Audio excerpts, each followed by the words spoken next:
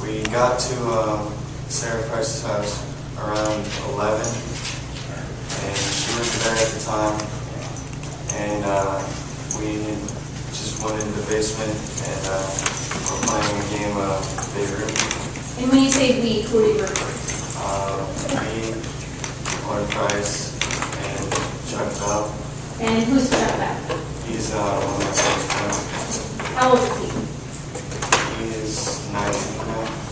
And do you recall how old Lauren was at the time, just in December of 2009?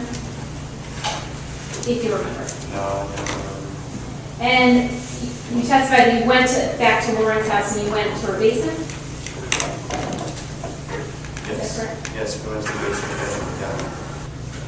And from Sarah's house to Jamie's house, do you recall about how long it took you to get there? If you remember. No. At that point, do you recall how much you had to drink by the time you got in the car? I had probably around 6 beers. And because of that, how is your memory today? It's still pretty clear. I realized, I recognized what was going on and everything. And do you recall the route that you took from Sarah's house to Jamie's house? I went down New Estate, down the main road, and took the right onto Goldsmith, maybe. I'm not sure. And his house was on the left. And are those, what types of roads are those? Are those busy roads in Wilmington, or are they small roads? They're pretty busy roads. And are you familiar with Shaker Lane from Bryan and Wilson? Can you describe what kind of road that is? That's not a very busy road, not a very big road. Do you know, if you know, what's the speed limit on that road? I'm not sure. At that point, you said that you turned down Shaker Lane. And what's the next thing that you remember? I was talking to John in the back seat, and then I looked up and we were already turning and losing control. And before that happened, were you paying attention to how Sarah was driving the car? No.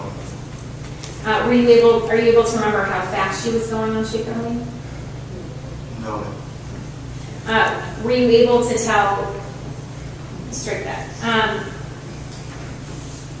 do you have any memory of whether or not she was driving over or under what you would normally drive on that road? I hadn't noticed. I wasn't paying attention to how she was driving.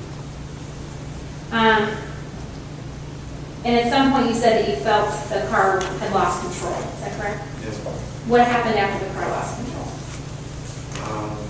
If you remember. I saw the tree coming, and we hit the tree, and I was knocked unconscious. And when I woke up, I had gone forward into the back of the seats, and John was on top of me. I moved John and tried to talk to him, and he didn't respond. Just going to stop you for 1 second. You said you moved forward into the back of the seats. Can you explain what you mean by that? I kind of slipped. I went forward and hit the back of the driver's seat, and was kind of on the ground behind the floor. Were you on the ground in the back seat of the car still, or were you in the front seat? I was in the back seat. And when you woke up, where was John? He was kind of on top of me still on the left side of the car. And is that the point that you tried to speak with him? Yes. Did he respond? No. And at that point, was anybody else still in the car? Sarah was still in the front seat, and the passenger door was open, and Lauren was outside the car. When you say Sarah was in the front seat, which front seat was she in? The driver's seat. And did you know at that time if she was awake or not awake? I believe she wasn't. Was not awake. Did you try to communicate with her at all? I looked and I looked to the door that was open and went out the door. And what door was it that you were able to get out? The passenger door. Is that the front or the back passenger door? The front passenger door. Were you able to open the back passenger door? No, I don't. When you got out of the vehicle, without getting into what was said, did you have a conversation with Lauren? Yes, I did. And what did the two of you do? We went to the first house that was closest, and they didn't come to the door, so we went to our friend's house. And who's that? Gorman's house. And is that on Shaker Lane or a different street? That's on Shaker Lane. What did you do when you got to the Gorman's house? Try to figure out if we were hurt or anything, and that's when Mr. Gorman called 911. And at some point, did you learn whether or not you had any injuries? I was just bleeding, but I'll end up with stitches. And at some point, did you learn if Lauren had any injuries? Yeah, she broke her ankle and also got stitches. And where is it that you got stitches? Above my eye and on my right knee. And if you know, where did Lauren end up getting stitches? I think it's also above her eye. At some point, you said that you spoke with Mr. Gorman at the house, correct? Yes. And when you were at the Gorman's house, did you see any emergency vehicles outside? I see them go behind the windows. At some point, did any police officers or any other emergency personnel respond to the Gorman's house? Yes, ma'am. And who do you recall coming to the Gorman's house? Officer Lucier, officer. And again, without getting into what was said, did you speak with him? Yes, ma'am. And at some point, did you go somewhere from the Gorman's house? To the hospital. What hospital did you go to? Emerson Hospital. If I could just have a moment here. All right.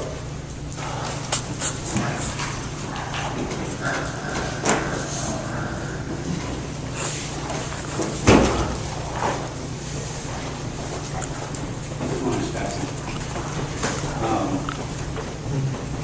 It's fair to say you've known Sarah Price for a long time, correct? Mr. Morgan as well? All friends, right?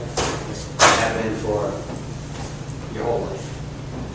You just have to answer, so it'll be a recording.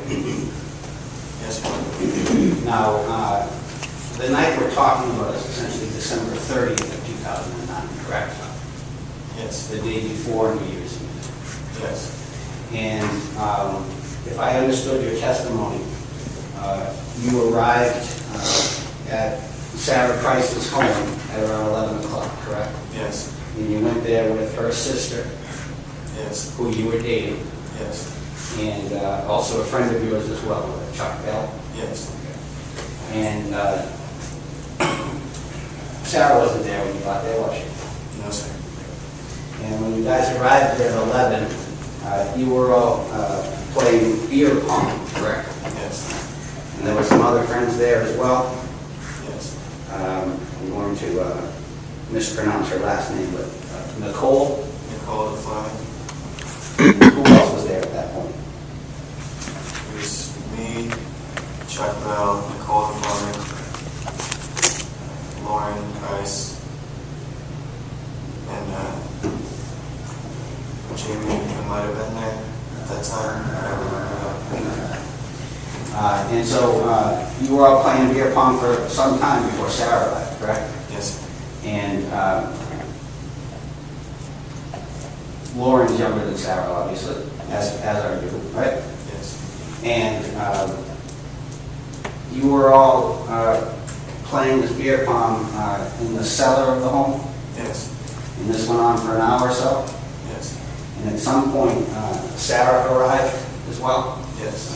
And when she came home, she didn't appear intoxicated to you, did she? Not to my knowledge. And it's your testimony that she played some beer pong with the group as well. Yes, sir. But if I understood your testimony, you said not a lot of it, right? Yes, just a couple of meetings. And you don't know what, if anything, she had to drink while at the home that night, do you? I'm almost positive she had been drinking. I don't want you to speculate, okay? I'm just asking. You don't know what, if anything, she had to drink that night, do you? No, sir. Your father is employed by the Littleton Police Department, correct? Objection. Correct. Yes. And as a result, you're familiar with the police officers on the force in town, correct? Yes. And after this accident, you went to the Littleton Police Department to give a statement about this incident, correct? Yes. And that took place on January 6th, did it not? I don't remember the date. Fair to say it was about a week after the accident? Yes. You went to the police station and had a conversation with Lieutenant King, correct? Yes. And it would be fair to say that your purpose in going to the police station that day was to tell the truth with respect to what you recall about the incident, right? Yes. And it's fair to say that when you gave your statement to the police a week after the accident, your memory of that event would have been clearer than it is today. Yes. And when you went to the police department, you spoke with Lieutenant King, Yes. and you gave him a truthful account of what took place that evening, didn't you? Yes. And when you spoke with Lieutenant King, you told him at that time that you thought she was drinking, right? Yes. But you just were speculating with respect to that because she had been playing the beer pong? Yes. But you don't really know, as we indicated earlier, what, if anything, she actually had to drink at that time, correct? Correct. You were also asked questions by Lieutenant King with respect to your memory of the actual accident, correct? Yes. And it's fair to say that prior to getting into the car with Sarah that evening, you weren't concerned about her level of sobriety, were you? Yes. No, sir. And you were asked in the aftermath of this accident whether or not there was anything about her appearance that stood out with respect to her level of sobriety, correct? Correct. And you told him, Lieutenant King at that time, that there was nothing unusual about her appearance, was it? You're going to object. Overruled. I hadn't seen anything stand out. And so too, you were asked questions with respect to your memory of her operation of the car, correct? Yes. And it's true, is it not, that there was nothing unusual or nothing that stood out in your mind about her operation of the car, correct? And you're going to object to being satisfied with his current plan. I believe that was the question. Correct. Correct. And I know that you yourself had consumed some beers that night, correct? Yes, sir. But if someone was traveling twice the speed limit in a car that you were a passenger in, you would have noticed that, wouldn't you? At the time, I noticed that it was we'd already started squirting. So the first thing that caught your attention with respect to her operation of the car was when the accident had essentially already taken place. Yes.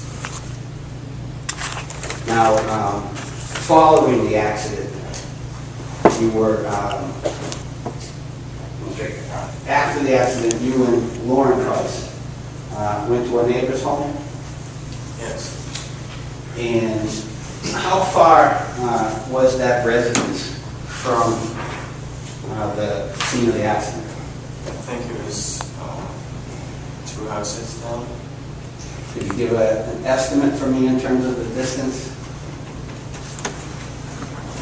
Probably 50 yards. No, I'm not sure. Okay. Less than like a quarter mile or something?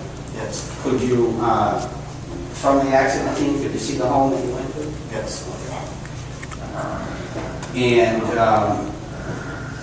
you had some conversation with one of the girls that lives there? Yes. And who was the young lady that lived at the home? Caroline Corman? And you knew her through school? Yes. Now, when you got to the door of the home, you testified that there was, you saw some ambulance personnel responding. Yes.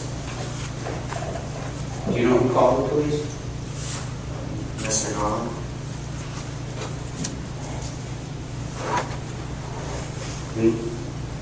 At some point, you said that Officer Boussier of the Littleton Police Department arrived at that residence, Yes. and you had known him before? Yes. And as a result of your conversations with him, you went to the hospital? Yes. How is it that you got there, Mr. Busey? In an ambulance. All right, Ms. Williams. Thank you, Your Honor. Good morning. Hi. Could you please state your name, spelling your last name for the record? Deborah Maureen, M-O-R-I-N-E, And where do you live? Littleton, Mass. How long have you lived in Littleton? 30 years. And who do you live with? My husband, Mark, my son, Jim. And how many children do you have? 2, How old are your two children? 19 and 23. And who, you said your son Jim was with you, is he 19? Yes. And who's your other son? John, How old is John? 23. And where does John live? He lives at the Neuro Rehab Center in Worcester. And when's the last time that John lived at home with you? December 31st of 2009. What happened on December 31st of 2009? Well, at about 4:20 in the morning, the police officer came to the door and said that my son John was in a motor vehicle accident with bad head injuries, and we needed to go to the hospital because he was mid-flight to Brigham and Women's Hospital. I told him to come in because I thought it was a dream, nightmare, and I said, come on in, I got my husband. And Mark just kept saying, well, is he going to live? Is he going to live? And he said, we have to go to the hospital. Did you go to the hospital that evening? Yeah, but that morning. Yeah, we got there at 6:30 in the morning. And who did you go to the hospital with? Mark Grant. And prior to December 31st of 2009, did John have any significant medical problems? No. Can you describe what kind of a kid he was? The typical, he was 21 then. Typical 21-year-old. He was working, and he'd always go out with his friends. And I probably wouldn't see him till the next morning. Did he have a lot of friends? Yeah. Was he active? Yes. Did he have any trouble with his vision before December 31st of 2009? No. He always skateboarded and snowboarded, so I was kind of lived on the edge. And he did all sorts of those kinds of physical activities? You're a man coach? Yes. Mrs. Marie, I'm showing you a photograph. Take a look at that and let me know if you recognize that picture. Yes. What do you recognize that picture to be? It's John with his ex-girlfriend and ex-girlfriend's grandmother. And when was that photograph taken? A couple of years ago, high school graduation. And in relation to the accident of December 31st of 2009, do you recall about when that was taken in relation to that date? It was probably taken in May or June of 2008. Is that a fair and accurate representation of the way that John looked at that time the photograph was taken? And is that similar or is that different in any way that he appeared before the accident? Similar to before the accident. Your Honor, I move to admit that as the Commonwealth's first exhibit. All right, any objections? No, Your Honor. All right, live with one.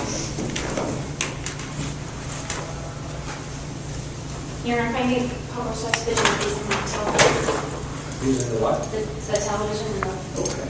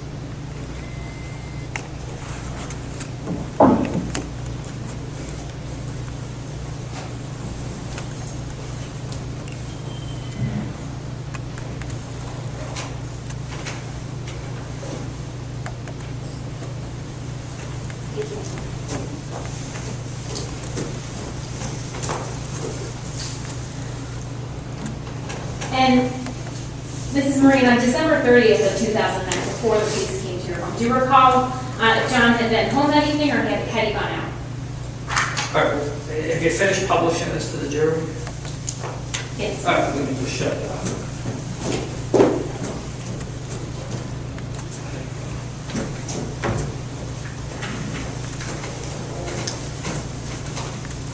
Do you recall if John had gone out that evening? Yes.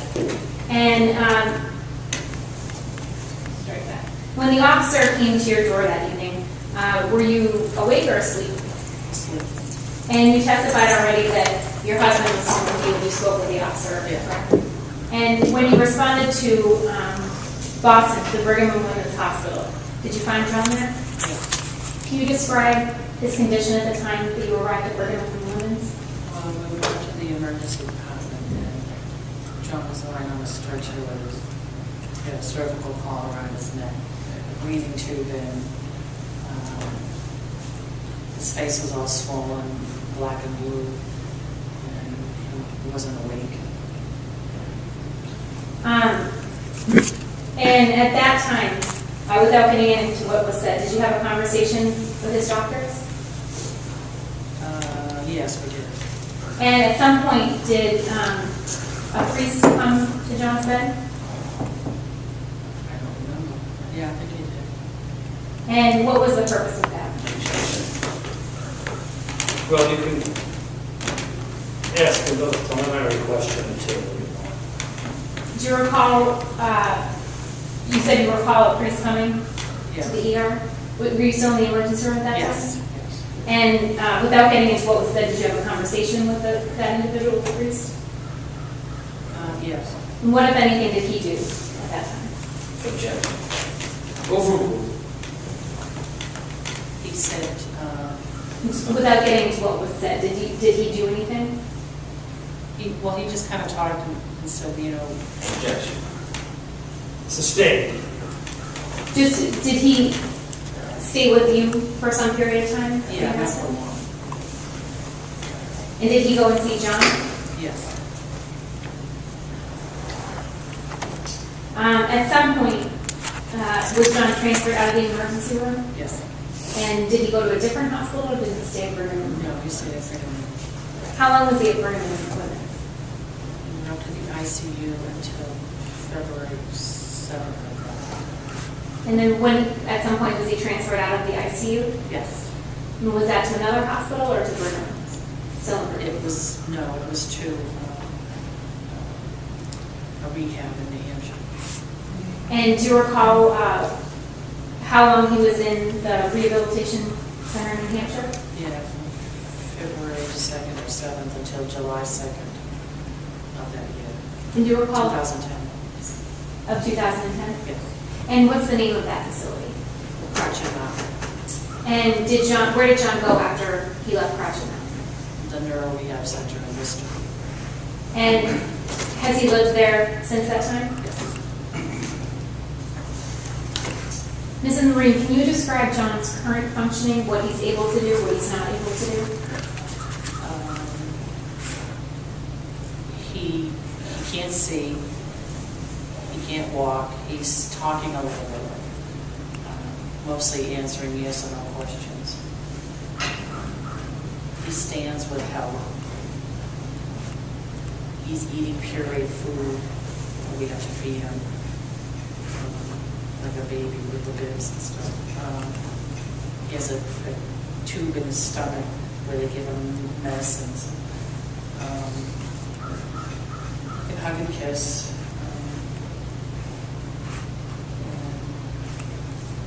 Kind of move his arms, but not really his legs. He gets really stiff. Other than that, can't do anything.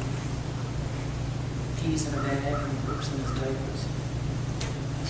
And you testified that John talks a little bit.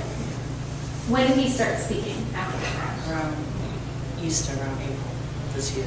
This year, 2011. And if you know from your interactions with John now, how is his memory? Very good. And what leads you to believe it's very poor? What experiences have you had in talking? Well, I would ask him what day it was. He doesn't know. He knows my voice. And his father, and he knows people's voices, but he won't know what day it was, he won't know if anybody's birthday. He can say, you know, what he did today is the other day that he was playing PlayStation at home, and he was in the hospital. So his short-term memory is very, very short. And if you know, what are John's diagnoses? I'm sorry, I didn't catch the end of the question. I asked what his diagnoses are, if she knows. Your objection? Yes. Sustained. Mrs. Maureen, is John in the courtroom today? Yes, he is. Could you tell the jury where he is in the courtroom today?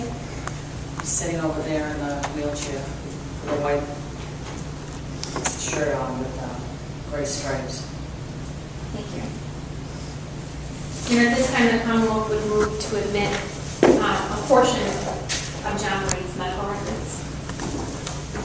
All right, is there any objection there? Maybe you're All right, why don't you just come to the side rather than the documents?